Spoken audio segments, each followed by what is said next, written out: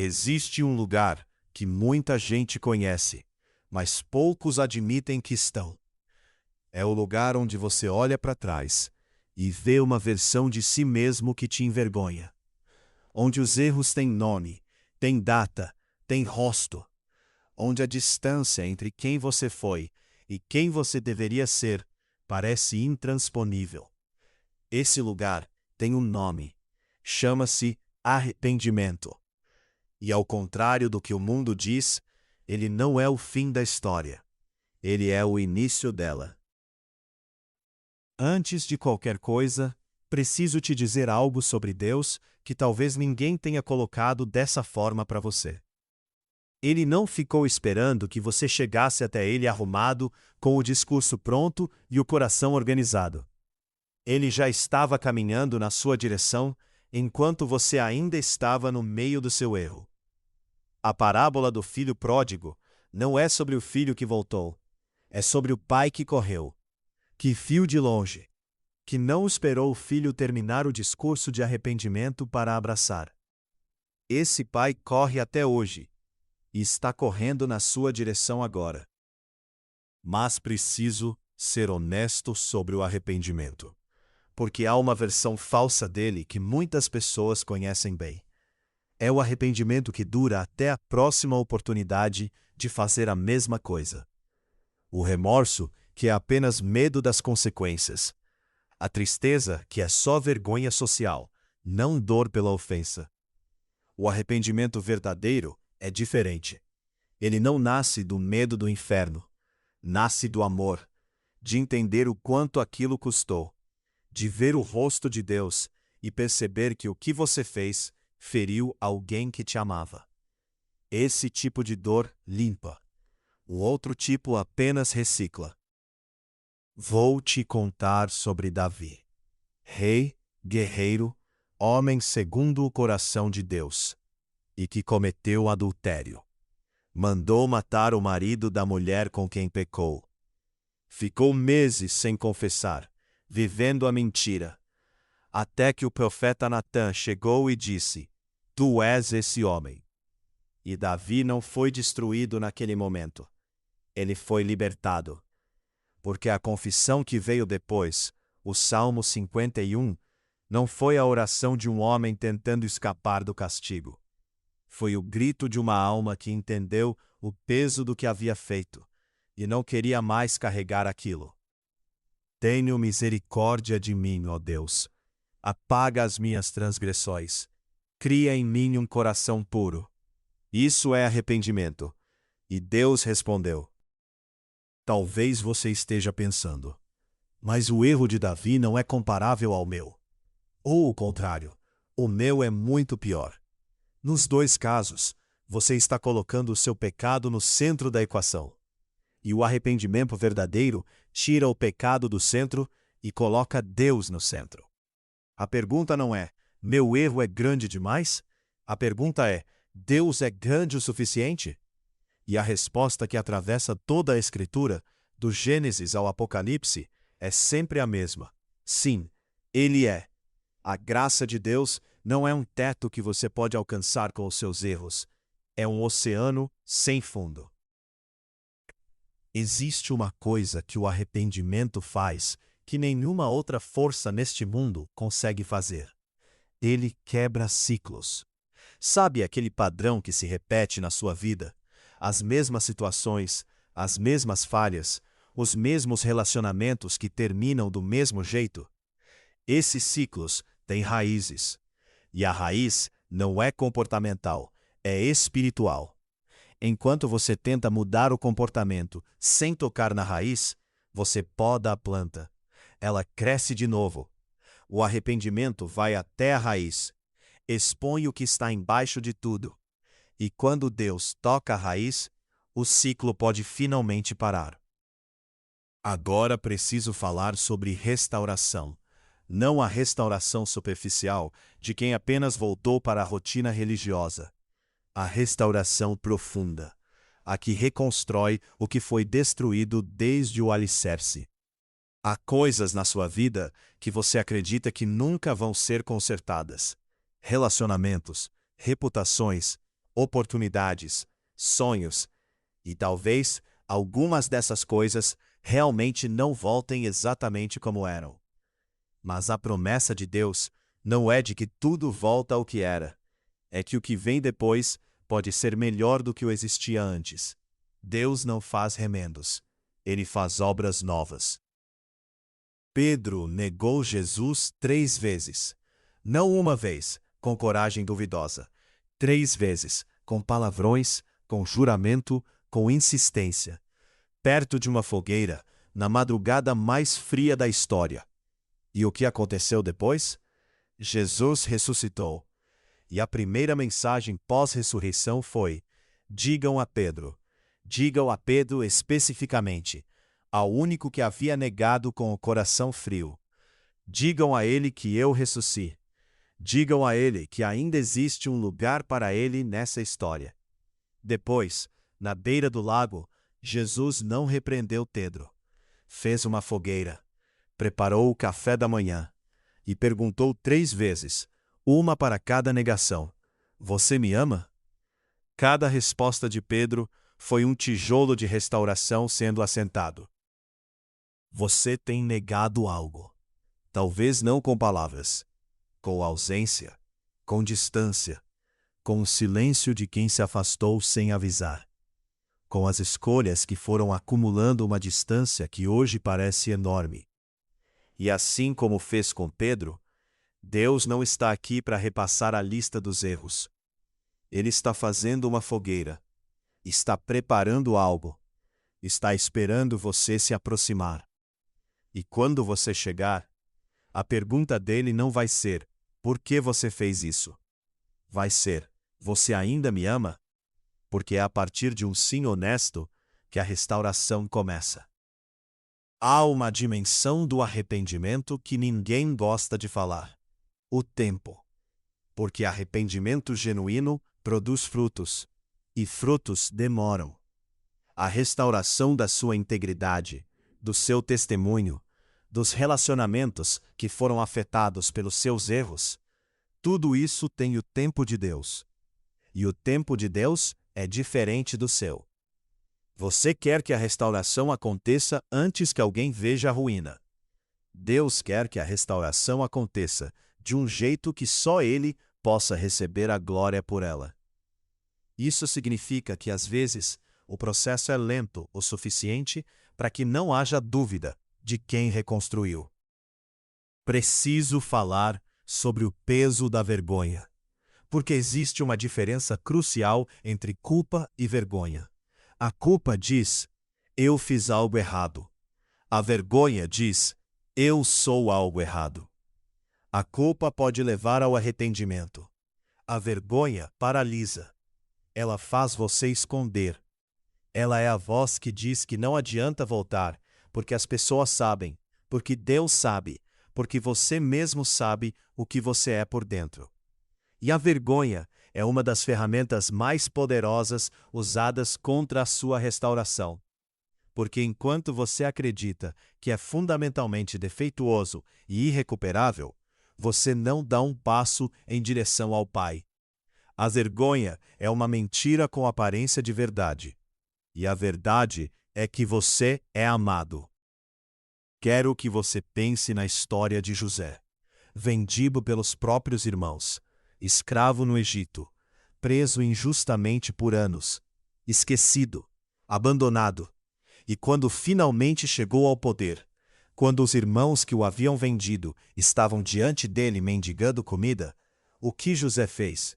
Chorou, não de raiva, de gratidão, porque ele conseguia enxergar a trama inteira.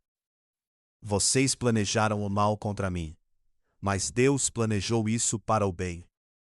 Essa frase não minimiza o que os irmãos fizeram. Ela simplesmente declara que Deus é grande demais para ser impedido até mesmo pela traição, pelo abandono e pela injustiça. O que destruiu você pode ser exatamente o que vai te posicionar. E sobre aquelas coisas que você fez das quais não consegue se perdoar, elas têm nome específico na sua memória.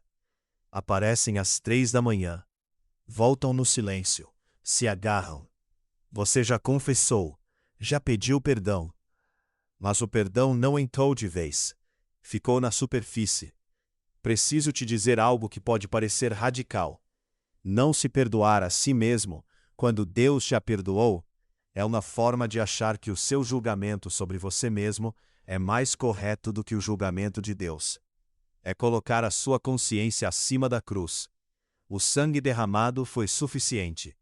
Se Deus declarou limpo, quem é você para declarar imundo? A restauração de Deus tem camadas. A primeira é a espiritual. O relacionamento com Ele é restaurado no instante do arrependimento genuíno, imediato, sem burocracia. A segunda camada é a interna, a paz, a identidade, o senso de valor. Essa leva mais tempo, porque a mente precisa ser renovada. A terceira camada é a relacional e circunstancial, o que acontece no mundo ao redor. Essa é a mais lenta e a que Deus não garante que vai ser perfeita nesta vida. Há relacionamentos que não se restauram completamente aqui. Há consequências que ficam.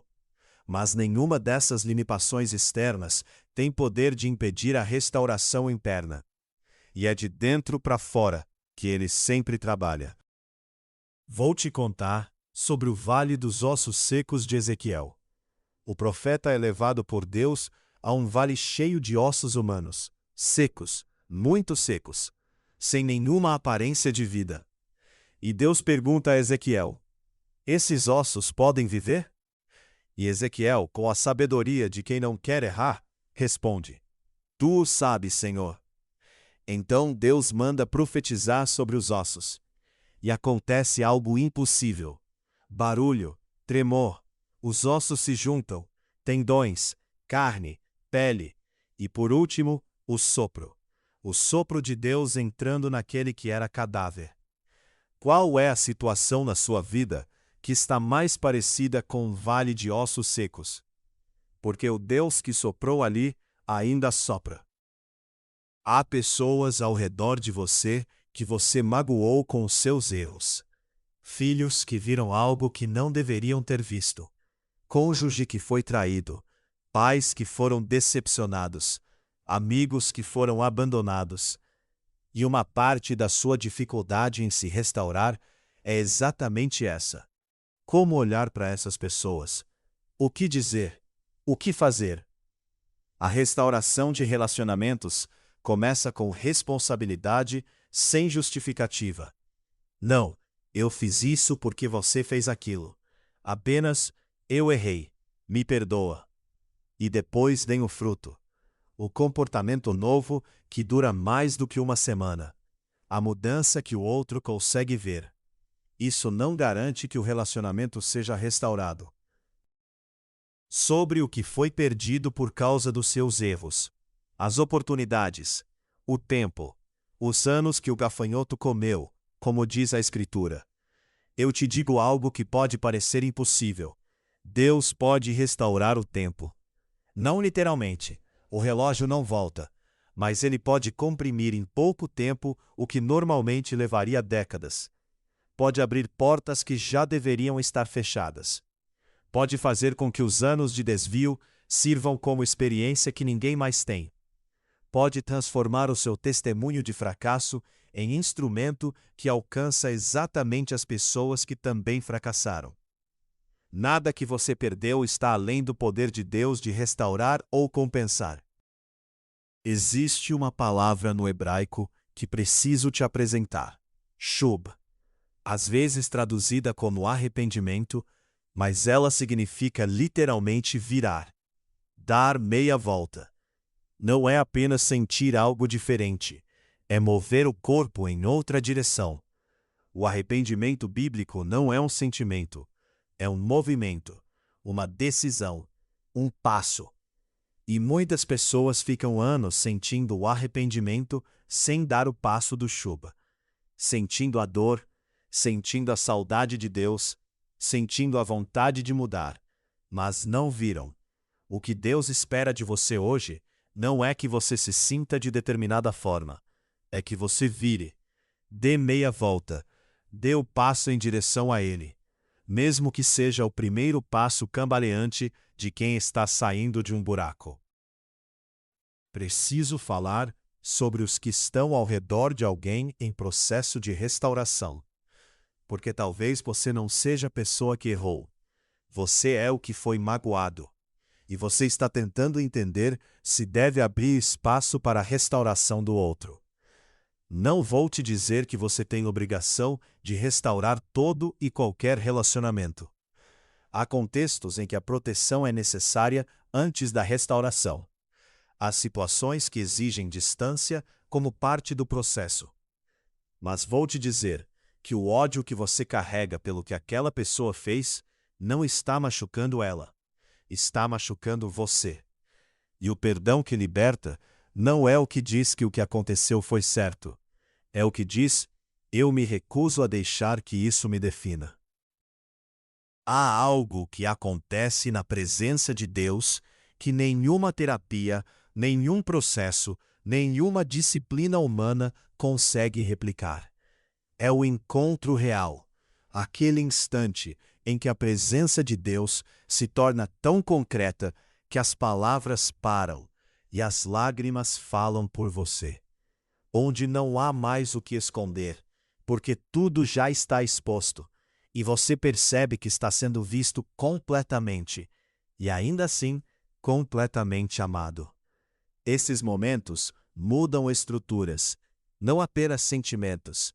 Eles reorganizam prioridades. Eles tiram o poder de coisas que te controlavam.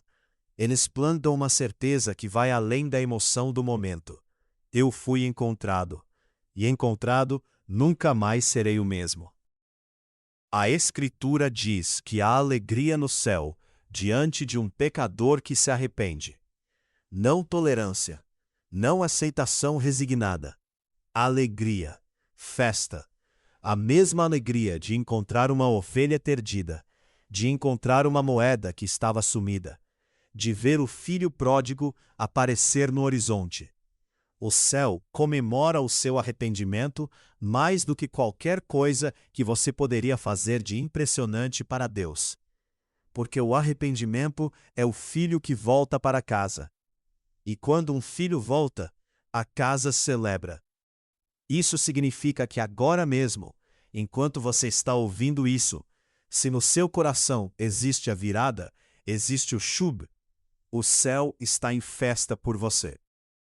Quero te falar sobre identidade restaurada, porque um dos maiores danos do pecado prolongado não é externo. É o que ele faz com a forma que você se vê. Com o tempo, você começa a se definir pelos seus erros. Vira seu próprio acusador.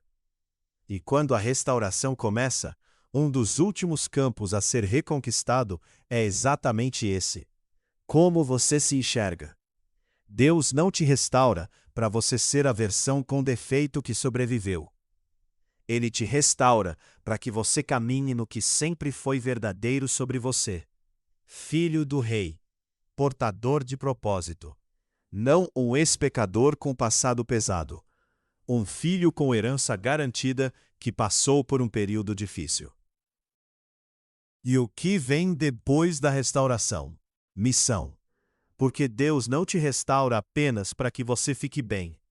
Ele te restaura para que você seja instrumento de restauração de outros. As suas cicatrizes viram credenciais. A sua história de queda e levantada vira a ponte que outros cruzam para sair do próprio buraco. O vício que você venceu qualifica você para falar com quem ainda está no meio dele. O casamento que quase desmoronou e foi restaurado te dá autoridade para sentar com um casal que está no mesmo precipício. Deus não desperdiça dor, e especialmente não desperdiça a dor que termina em restauração. Chegamos perto do fim dessa conversa. E eu quero que você saiba que não é por acaso que você está aqui. Não é por acaso que esse vídeo apareceu para você. Não é por acaso que as palavras que foram ditas tocaram exatamente no lugar que você guarda. Deus é cuidadoso demais para deixar ao acaso o momento em que você ouve o que precisa ouvir. Ele orquestrou esse encontro. E agora ele te pergunta: o que você vai fazer com esse momento? Não amanhã, não quando estiver mais pronto, agora. Porque a graça que está disponível agora é real. O perdão que está disponível agora é real. A restauração que começa agora é real. Então, se você está pronto, faça isso agora. Não precisa de palavras bonitas. Diga apenas o que é verdade. Diga: Pai, eu errei. Diga os nomes, se conseguir. Diga o que fez.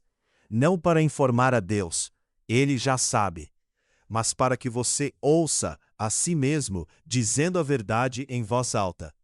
Porque tem algo no ato de confessar que quebra o poder do segredo. E depois diga: eu quero voltar. Eu escolho virar. Eu recebo o seu perdão mesmo sem merecer, porque você o deu de graça. E eu confio que o que você começou em mim, você vai completar. Não porque eu sou capaz, mas porque você é fiel. Deus ouviu. E agora começa a sua parte. Não a parte de provar que você merece a restauração. A parte de viver como alguém que foi restaurado. Que é diferente. Viver restaurado não é fingir que o passado não existiu. É carregar o passado sem ser carregado por ele. É acordar todo dia e escolher novamente o Shub, a direção de Deus. É construir os hábitos e os relacionamentos e os ambientes que sustentam quem você está se tornando, não quem você foi. É andar com pessoas que conhecem a sua história e ainda assim caminham com você. É voltar a palavra não como obrigação, mas como alimento. É orar não como desempenho, mas como respiração. A restauração é um processo, e você acabou de dar o passo mais importante dele. Existe uma promessa que quero deixar com você como última palavra. É de Isaías 61. O Espírito do Senhor está sobre mim para restaurar os de coração quebrantado, para proclamar liberdade aos cativos, para consolar os que choram, para dar-lhes coroa em lugar de cinzas, óleo de alegria em lugar de luto, manto de louvor em lugar de espírito angustiado, coroa em lugar de cinzas. O que você achava que era apenas destruição, vira o material para algo que vai brilhar. Não apesar do que aconteceu, por causa do que Deus fez com o que aconteceu.